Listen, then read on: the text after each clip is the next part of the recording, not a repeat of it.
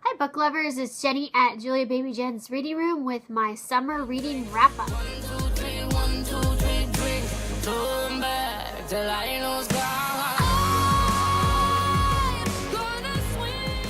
Okay, so today I am going to talk about what I read this summer. I didn't read a lot, but I did read some, so I'm just going to do a quick little overview because I haven't been doing my monthly or weekly wrap-ups lately, and yeah, I just thought I would do this really fast. I'm sorry I've been on hiatus for so long for book videos. I guess I did a few in June, but there's been a couple different reasons. First of all, I was having technical difficulties with my phone. As always, I've always got something that's technically wrong. So I was having issues with that. I have a new phone now, an iPhone 5, and it seems to be working much better. So we'll see on that. And then I've just been really busy. And also, even if I hadn't had those factors, I'm not sure that I would have been doing many videos because I don't want to say, I wasn't going to mention this, but I don't want to say that I had nasty comments, but they were kind of mean comments about my videos. And I'm not going to say who it was because it's not important. But yeah, it kind of turned me off of it for a little while. I care so much what people think of me in that regard. I'm not going to change how I do my videos, really. I don't think. I might evolve them a little bit, but this is just kind of who I am. So I'm not going to worry about it. And if someone doesn't like me, they don't have to watch, is kind of my opinion. Honestly, what got me started again was Little Red, who is just awesome, did a book tag video, and she mentioned me in it. It kind of motivated me because I guess I motivated her to become a booktuber, so I guess she motivated me to try to do a few more videos more often. I don't know if I'm going to do them as much as I used to just because I am so busy, but what the heck, we'll at least try to do one a month. So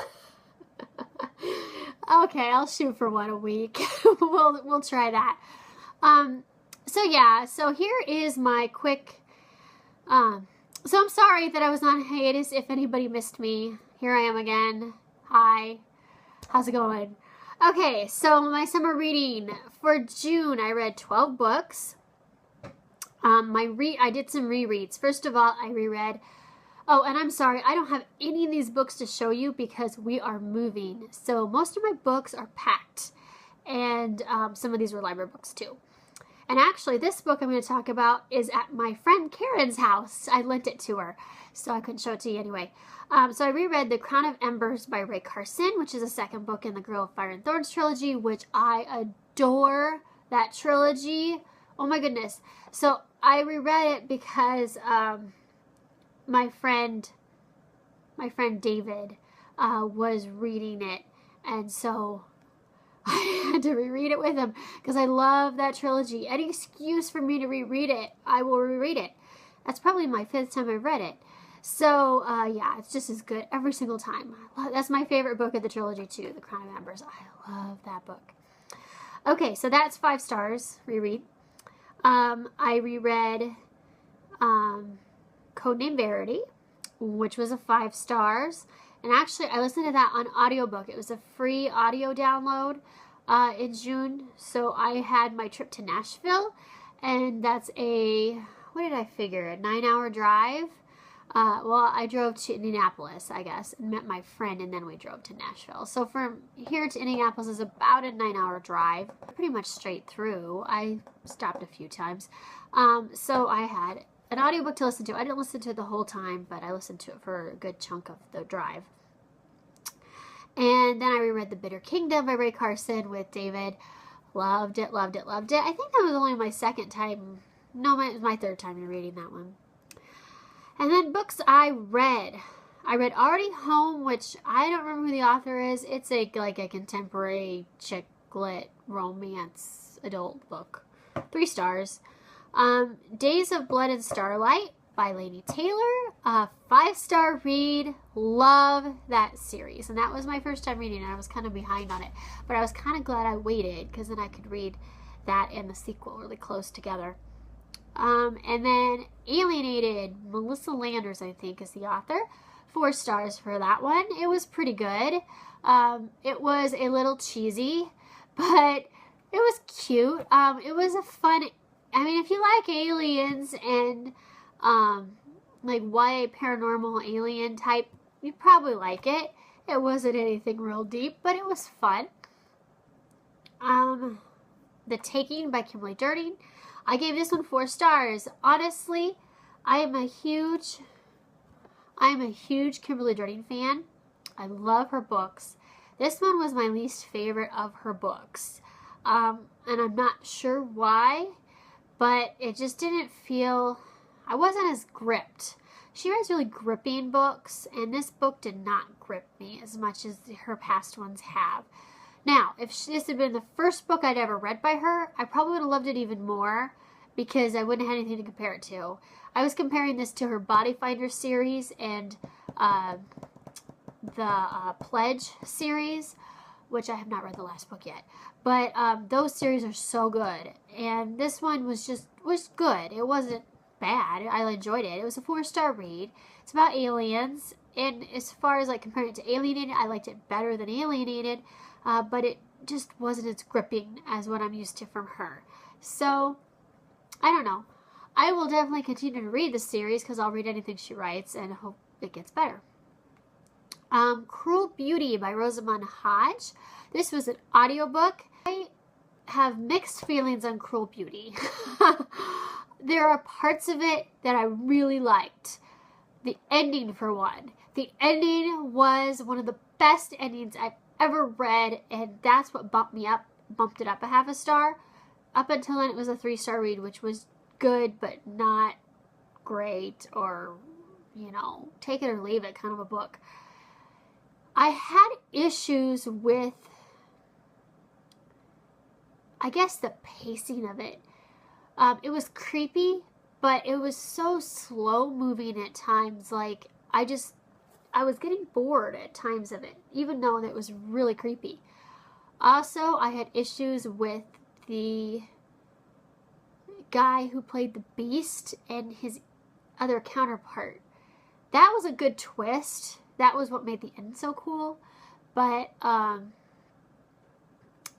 as far as up until then, I did not enjoy that whole dynamic at all. I really didn't like the MC all that much either. So I had issues with the characters more than I did with anything else. Now, as far as the concept was really cool, and I did want to see what happened, and the ending saved it for me.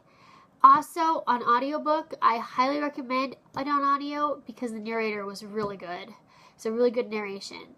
So that was what kept me listening. So I rated it 3.5 stars. It was enjoyable, not as good as I was hoping it was going to be, I guess. So, but the end was really good. So I guess if the best part of the book is the ending, that's always good.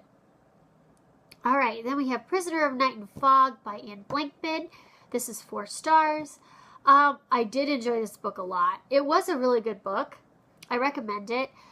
It's a World War II story. It actually takes place in the 1930s, so before World War II, which always interests me. That time period really interests me, especially from the European perspective, because it's just amazing what led up to World War II.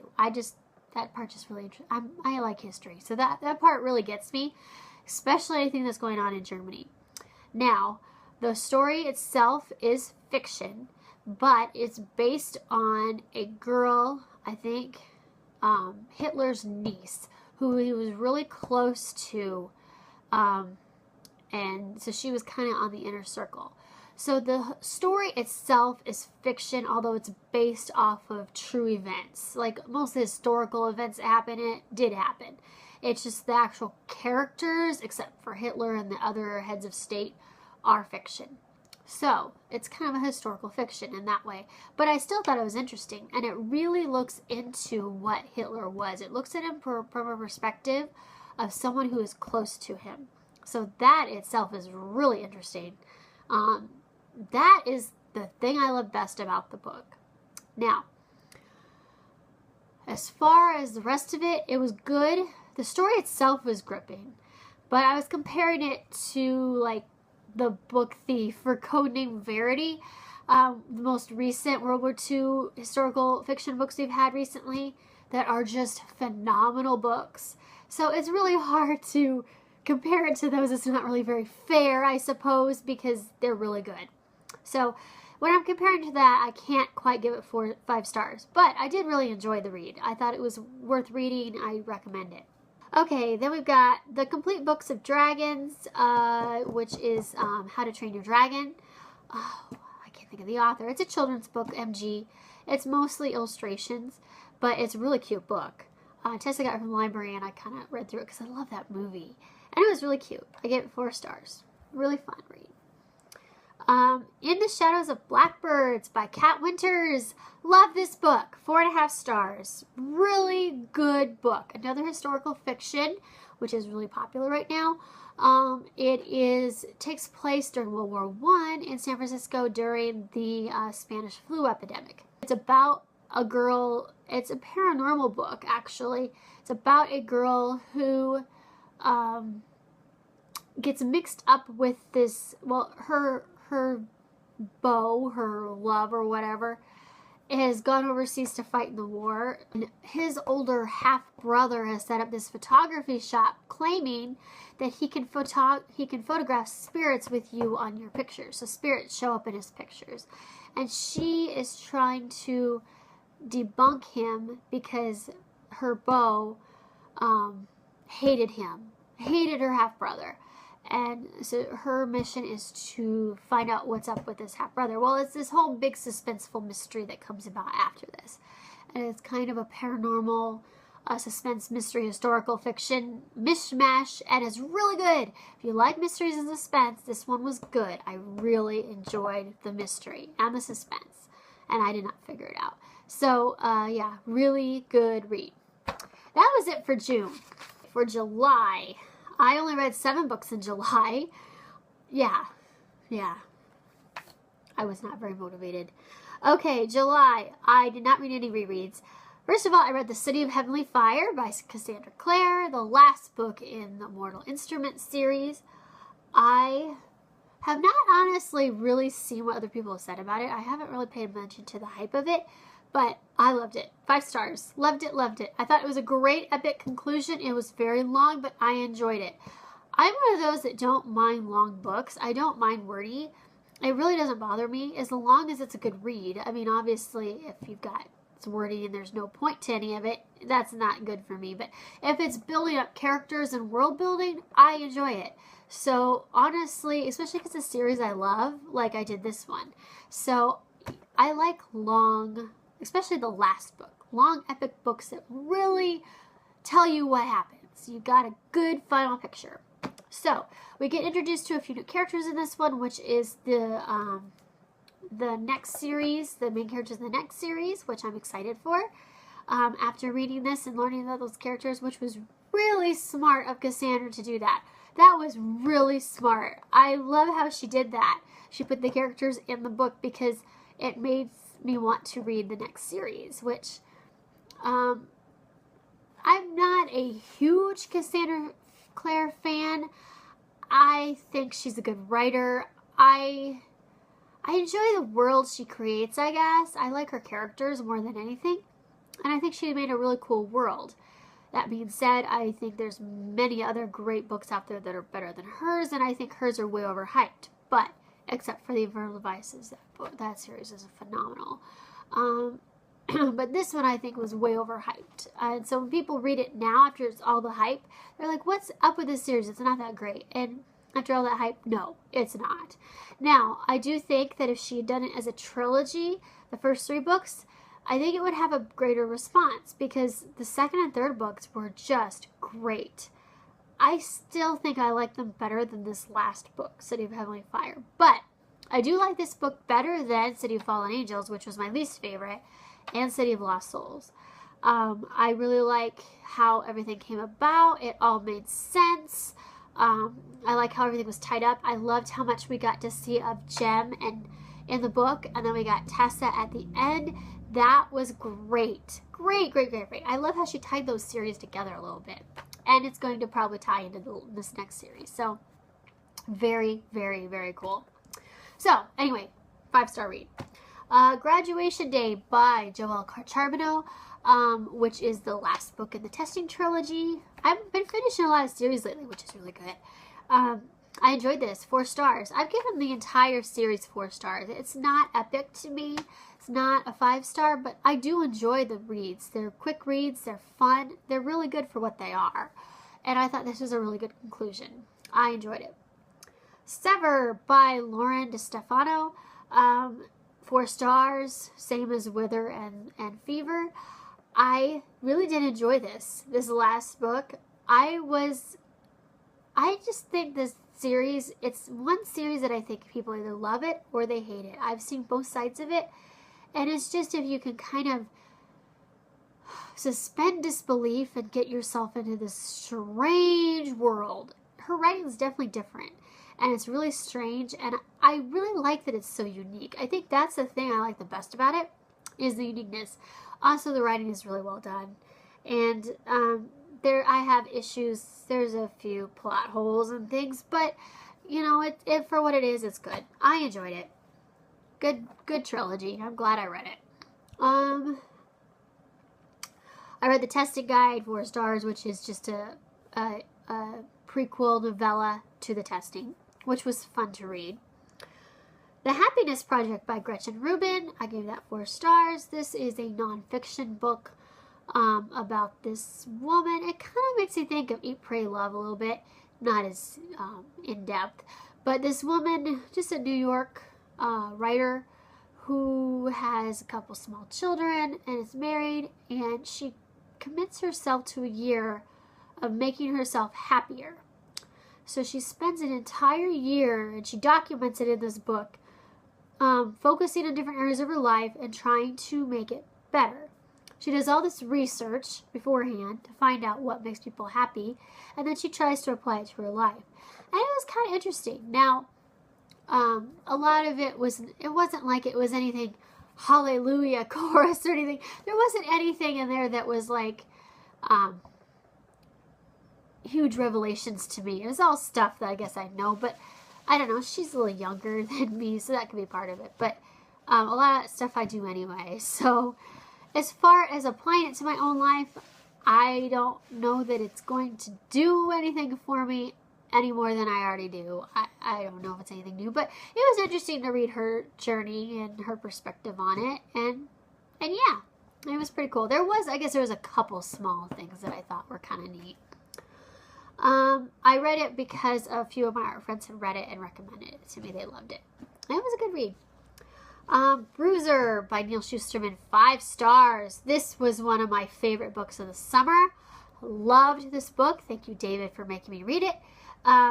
Just really good. If you have not read this book yet, I don't care what kind of books you like. This is one of those books that everybody needs to read. It's like The Book Thief. You just have to read it. It's just really, really neat concept, and the message is amazing, and it's just such a good read. I can't even tell you. I can't describe it. You just have to read it. It's a really unique experience. All right, then I read Dreams of Gods and Monsters by Laini Taylor, my signed copy, which is now packed, and 5 stars. Loved it. It was a very long book, but I loved every single second of it. Again, I don't mind these long last books. They don't bother me at all. I loved Susanna and Mick in this. Oh my gosh. We got to see so much more of them, and oh, that was so great. Loved it. I just love the whole thing. And I love how it wrapped up. It made sense. We got our happy ending, and I didn't think we were going to. And certain things, oh, yeah, really good read. Love it. If you have not read this trilogy, and you like fantasy, you have to like fantasy for this one. If you're a fantasy buff and you've not read this trilogy, I do not know what's wrong with you. This is one of the best written trilogies I've read that's been written recently. She is such an amazing writer. Laini is she really has her own style, and I love it. Okay, On to August. 12! I read 12 books in August. Not bad. I am way behind my goal, by the way, for the year, and I've just decided I'm not going to worry about it because at this point, yeah, I made the goal at the beginning of the year, and then I started doing some other things and got involved in some other projects, which have taken up my time. So, what can you do? Okay, first one I read was House of Ivy and Sorrow, and I can't remember who wrote it. It was a library book. It's a pretty new release. This is a witch story. I enjoyed it. 4 stars. Good read. Good, I love witch stories anyway. I just love them. I think they're so fun. So this one was a really good one. It made me think of Practical Magic a lot by Alice Hoffman, except as a YA concept. So it made me think of that, where witches aren't evil, and but there is evil out there that they have to deal with, kind of a thing. Vivian Devine is dead. Oh, I can't remember who wrote this one either. Oh, another debut novel, new release, 4 stars. I was really looking forward to reading this, and it disappointed me just a bit. I did give it 4 stars because of the mystery factor I thought was really good. I did figure it out, but it wasn't as good as I thought it was going to be. I thought it was going to be way more scary and suspenseful than what it was. So, too bad. Oh well, it was a quick read. All right, then I read Night of Cake and Puppets by Laini Taylor, which is a short story about Mick and Susanna's first date. And their date is not like anybody else's in the world. I can guarantee you that. 5 stars. It was really good. It's $2.99, but it is so worth it. Buy it. Read it. It is one of the best novellas I've ever read. I loved it. So good. All right. I read Brew by David Estes, my good friend, as an e-arc. It comes out October 1st, which is coming right up. Another witch story. This is actually a witch post-apocalyptic story where witches have destroyed the world and are trying to destroy humans, and they're fighting each other, and it's a big mess. This is a very dark, gripping, thrilling read, but parts of it will have you just laughing so loud. I don't think there's a part in there, I'm not going to spoil it. There's a part in there that is so funny. I don't think I've ever laughed that hard while reading before. And I cried real tears at the end. This book was so good. I think it's my favorite of David's so far. I really, really loved this book. Loved it. It's one of the best books I've read all year. Oh goodness. Loved it, loved it. You're going to hear me praising about this book for a really long time, so get used to that. So yes, Brew, buy it October 1st. You can actually pre-order it on Amazon now. It's only 99 cents. So go on there and get it. 99 cents. I'll leave a link below. You can't beat that. And it's a really good book.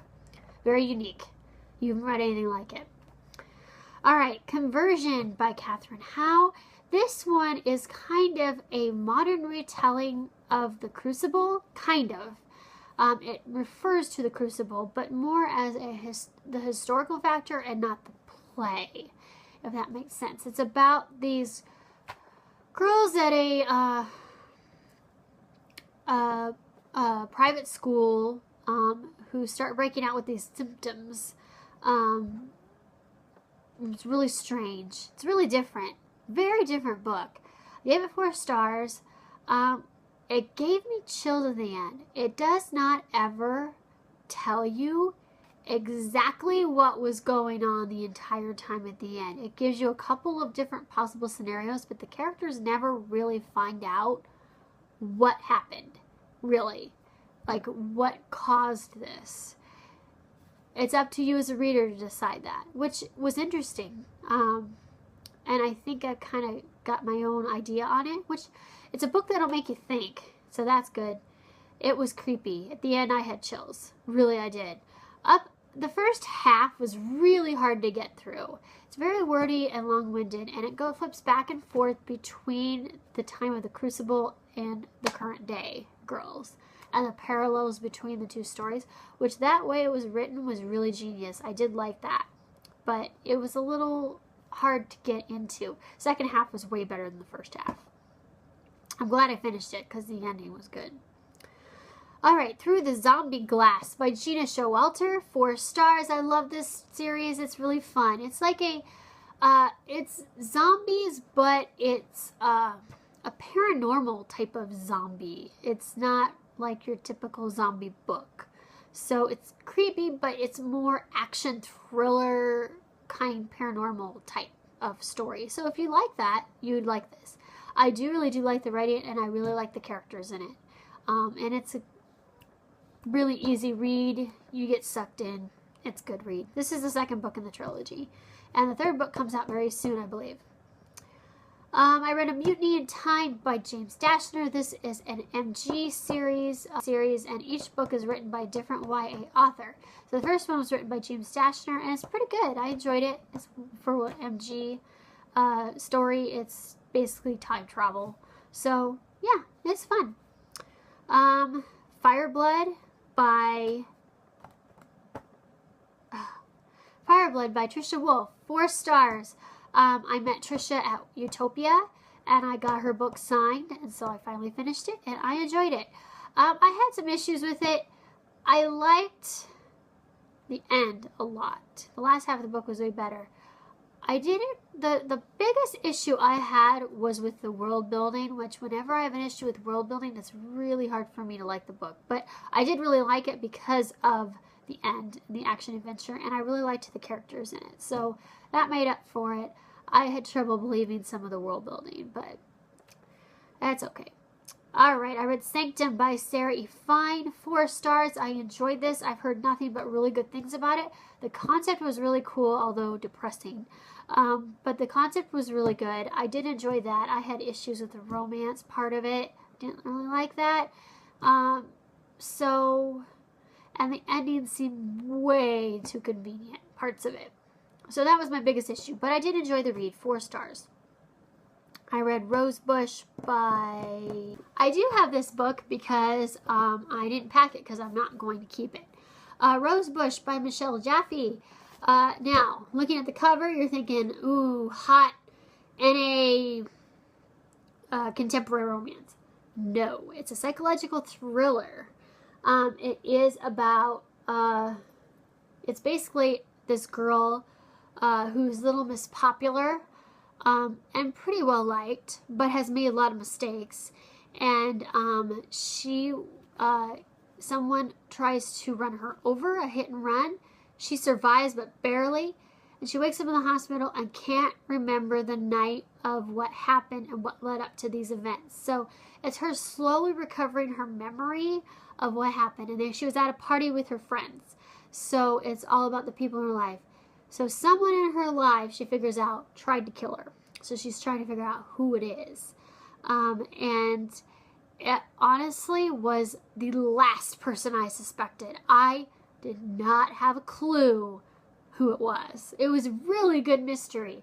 I honestly really enjoyed this book. I picked it up at Walmart, I think, and it was on clearance or something, and thought, oh, I'll try it. I thought it was a romance, too, a contemporary romance, and then I'm like, ooh, it's a psychological thriller. Okay, I gotta read it. So, yeah, pretty good.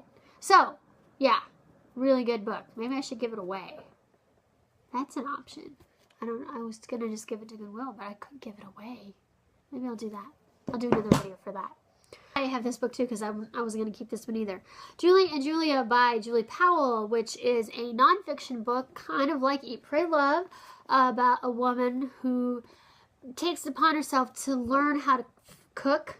And so she goes through Julia Child's legendary French cookbook to learn how to cook. And all the adventures she and her husband have trying to finish this project. She starts a blog, and it basically becomes a big part of her life. So it's pretty cool. I really enjoyed it. The main character, the writer, the narrator, Julie, I wasn't really that fond of her. Just like I kind of wasn't real fond of Gretchen Rubin in the Happiness Project, and it's probably just because they're New York women and a different breed of person, so not really my type of person. But that's okay. The story, the actual cooking part of it, and the stories were funny, and I enjoyed it. I have the movie from Netflix to watch because I haven't watched the movie yet. So I've heard the movie is better than the book, so I'm hoping. So yeah, it was a decent book. This is another one that I could give away too, because I just picked this up at Goodwill. So I could give it back to Goodwill, but it's in pretty good shape. So yeah, I might give this away too. I picked it up because I wanted to see the movie, and I always like to read the book if I can. And it was about cooking, and I'm a chef, so I thought I would get something out of it, and I did. I have to say though, I don't think I could kill a lobster. Her stories of her killing, making fresh lobster and killing the lobster, I don't think I could do it. Oh, I have trouble killing crickets. I don't think I could, and I hate crickets. Oh, I don't like bugs in general. We're rampant in crickets right now. There's crickets everywhere. I'm having to kill crickets, and they're huge. They're like really big crickets. Oh, they're gross. So anyway, off the subject. So that was that book. The last book I read this summer was The Rule of Thoughts by James Dashner, which is the second book in, what's the series called? Oh, I can never remember. The end of something. I don't remember now. It's one of those series. I enjoy it. It was 4 stars. I enjoyed the read. It's similar to Ready Player One, kind of an idea of a future world where everything's run by technology. It's about a gamer, and he's hired by the feds to go in and stop this gamer who's taking over the cybernet universe, whatever thing, because he's really good at code and stuff. And so he and his friends go in, and it becomes this huge twist. I completely forgot about the Eye of Minds. That's it. The Eye of Minds.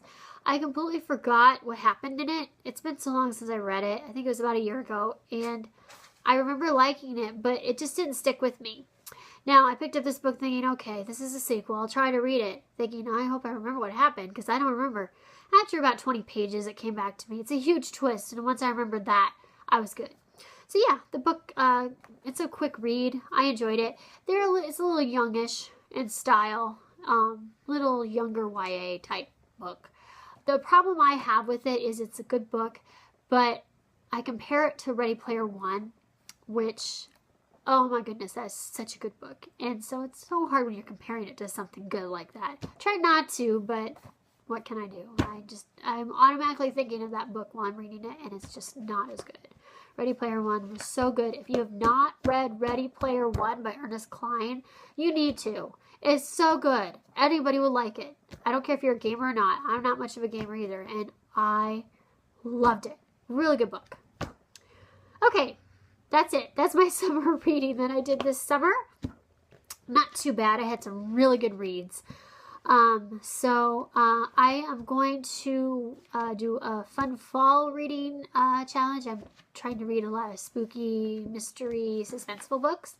I'll read other books too, but yeah, I'm going to try to get a lot of reading done. So I will hopefully have some more videos to talk about that soon. Hope you guys all have a good day. I will talk to you later. Bye.